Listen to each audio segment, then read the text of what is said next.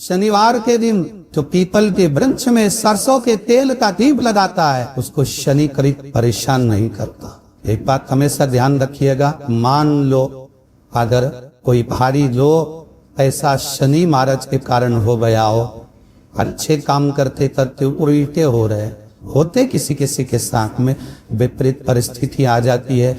अच्छा करने जाओ बुरा हो जाता, अच्छा कर्म करने जाओ बुरा हो जाता है।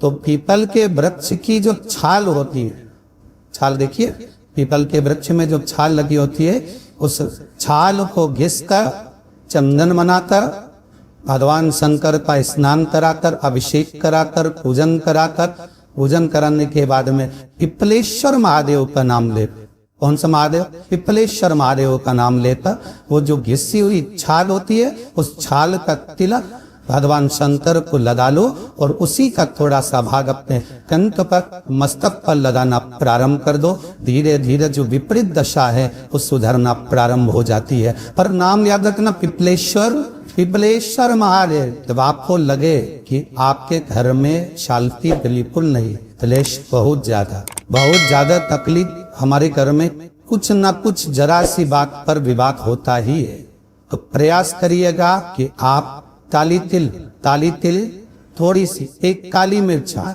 और 7 लो, क्या क्या तिल चीज है, काली तिल काली मिर्ची 7 लो, केवल ये हथेली में रखकर अपना नाम और गोत्र बोलकर अपने दरवाजे से बाहर निकलकर किसी भी शंकर के मंदिर को समर्पित करिए। शिव पे नहीं चढ़ाने दे तो शंकर की चौखट पर रखिए। महाराज घर में कभी क्लेश नहीं होगा, बिल्कुल शांति सहजता प्रेम आपस में पड़े। ना आपको बता दी गई है या किसी व्यक्ति को बताया गया हो कि शरीर में गांठ है और इसको जांच कराना पड़ेगी, या शरीर में कोई गांठ हो गई और गल नहीं रही हो, डॉक्टर पर दिखाने से डर रहे हो, तो उसके लिए बहुत सुंदर प्रयोग है महाराज। भगवान शंकर को 31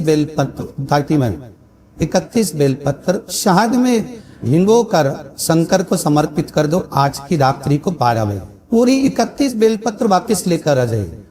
सुबह प्रतिदिन कुछ खाए पिए बिना केवल जल का पान अपने तरह, उसके बाद उस बेलपत्री का बीज का जो पत्ता है उसको खा लेंगे। दोनों पत्ते चुनने करने के लिए आप 31 दिन पर वो बेलपत्र एक एक बीज का पत्ता खाएंगे।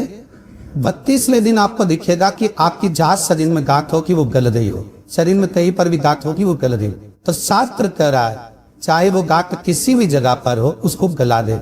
विशेष कोई बीमारी ऐसी लग गई है या विशेष कोई तकलीफ ऐसी हो गई है जिसका निवारण नहीं हो रहा, शनिवार के दिन तो आप धतूरा चढ़ाए। धतूरा चढ़ाने का एक क्रम है। हल्दी में भिंगो कर धतूरा चढ़ाया जाता है लक्ष्मी के लिए, चंदन में भिंगो कर धतूरा चढ़ाया जाता है आयु की वृद्धि के लिए।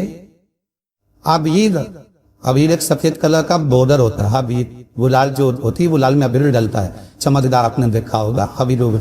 तो अबीर में धतूरा जो डुबो कर चढ़ाया जाता है, अबीर को लगाकर चढ़ाया जाता है, वो रोग मुक्ति का के लिए होता है, रोग मुक्त। धतूरे का भी स्मरण होता है महाराज।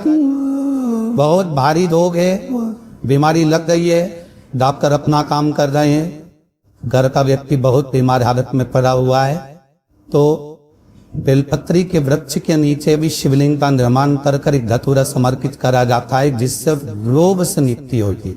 उसमें ना तो हल्दी लगाई जाती है, ना चंदन लगाया जाता है, ना भीड़ लगाया जाता है, केवल धतूरा। पहले भी हमें आज फिर कर रहे हैं, जब बहुत भारी रोग शरीर में हो जाए डॉक्टर दवाई दे, वो दवाई अगर नहीं लग रही हो तो डॉक्टर के ही दवाई खाओ और कुंडलेश्वर महादेव का नाम लेकर खाना चालू करो, दवाई असरना प्रारंभ करती है।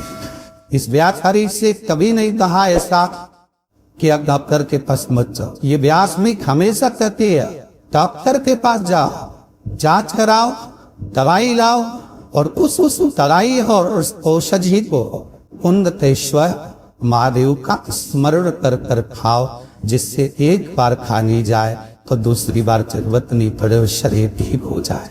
कभी कभी अगर हमारे शरीर में ज्यादा कष्ट हो रहा है, ज्यादा बीमारी आ रही है, ज्यादा तकलीफ आ रही है, तो बेलपत्ते की जो बीच वाली पत्ती है, बीच वाला जो लगता है, अशुक सुंदरी वाली जगह पर उसको कैसे जल इधर बहता है तो अशुक सुंदरी वाली जगह पर बेलपत्री का पत्ता इस तरह से रखकर कलश में जो जल है वो जल उस बीच वाले पत्ते पर अशुक सुंदरी वाली जगह पर अपने शरीर में अगर ज्यादा कसते हैं, घुटने में अगर डॉक्टर बोल रहा है कि घुटना बदलना पड़ेगा या कोई केप आ गया है हड्डी में तो शरीर में ये ऑपरेशन करना पड़ेगा या बुढ़िया खसर गया है तो उसके लिए डॉक्टर की दवाई तो जरूर खाओ, साथ में बीच वाली जो पत्ती है जो आपने सुख सुंदरी वाली जगह पर रखी है वहां 7 बार भगवान शंकर के नाम से कुंडकेश्वर से नाम से जल चढ़ाओ, फिर थोड़ा सा जल बचा हुआ 3 बार शिवलिंग के ऊपर चढ़ाओ,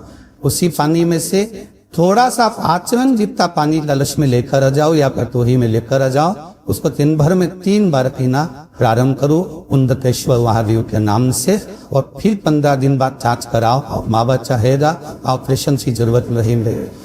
कौन से महादेव? कुंडकेश्वर महादेव।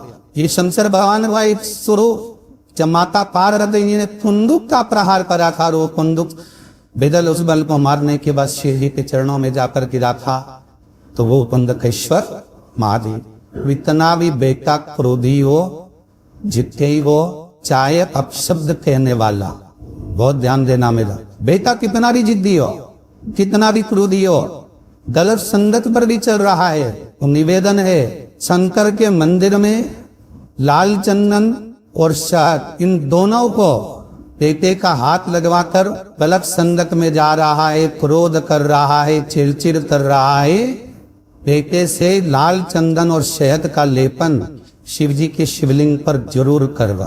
का चिड़चिड़पन, क्रोध और उसकी गलत संगत अपने आप हटने लगेगी और वो बालक धर्म की ओर आगे बढ़ेगा, सत्कर्म की ओर बढ़ेगा, सत्संग की ओर आगे। कई लोगों के घरों में गणेश जी की बहुत सारी फोटो हो जाती है, बहुत ध्यान दीजिएगा महाराज। कई लोग गिफ्ट में गणेश जी दे देते हैं। शास्त्र कहता है जिसने अपने जीवन काल में, आपको पहले भी कथा में कहा था, एक आंवले का वृक्ष, एक गणेश जी की मूर्ति, आंवले का वृक्ष, गणेश की मूर्ति, ये 2 चीजें कैसी है जिसको एक कुबेर का स्टेचू भी आता है, जिसको कंधे पर पोटली रखी हुई स्टेचू आता है, गंजा बाबा रहे, क्या बोलते हम लोग कहते कुबेर स्टेचू, ये भी गिफ्ट में नहीं दिए।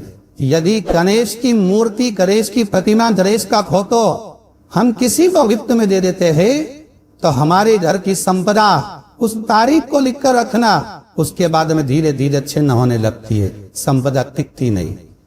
1 रुपया कमाओगे 100 रुपया खर्च। और घर के हर जगह पर गणेश जी की मूर्ति नहीं लगाना चाहिए, घर का फोटो, गणेश जी का फोटो हर जगह पर नहीं लगाना। जहाँ पूजन करते हो वहां लगा लो, जहाँ स्मरण करते हो वहां लगा लो, चल जाएगा।